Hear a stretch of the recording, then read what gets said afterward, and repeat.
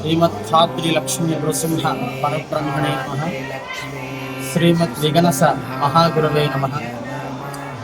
శ్రీలక్ష్మీ వల్లభారంభాం విఘనో మునిమధ్యమాం అస్మదాచార్య పర్యంతాం వందే గురు పరంపరాం.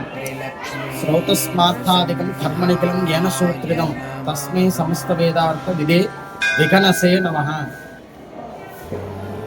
ఇవాల్టి రోజున శ్రీమద్ధాత్రి లక్ష్మీ నృసింహస్వామి వారి దేవస్థానం శ్రీ సత్యసాయి జిల్లా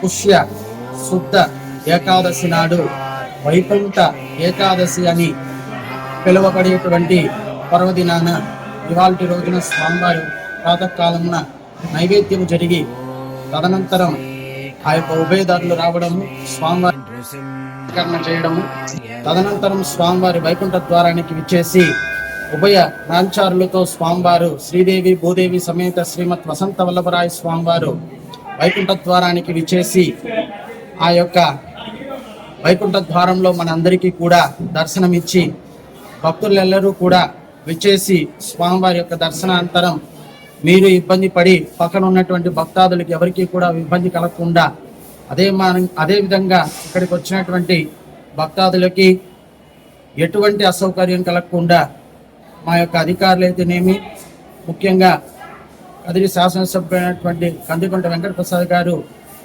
ఈ యొక్క పోయిన సంవత్సరం కంటే కూడా ఈ సంవత్సరం అత్యంత వైభవపేతంగా ఈ యొక్క దేవాలయం అంతా కూడా జగద్ధాయమానంగా వెలిగేసి ఆ యొక్క పుష్క అలంకరణ సేవలో కూడా స్వామివారికి అన్నింటినీ కూడా స్వామివారి ఆ యొక్క ప్రసాద్ గారు మన అందరికీ కూడా సహకారం చేసి భక్తులు ఎటువంటి అసౌకర్యానికి గురి కాకుండా విచ్చేసినటువంటి భక్తులు ఎల్లరూ కూడా వారికి కష్టాన్ని ఇది కాకుండా చేయాలని చెప్పేసి ఆ యొక్క సార్ కూడా ఇది చేసి ఆలయ సిబ్బంది అయితే ఏమి, ఆయా అధికారులు అయితేనేమి ప్రతి ఒక్కరు కూడా మన అందరికీ సహకారం చేసి ఈ రోజున అన్నింటినీ కూడా దిగ్విజయం కావాలని కోరుకుంటూ శుభం భూయాత్. సర్వేజన సుఖినో భవంతు. సమస్త సన్మంగళాని సంతు.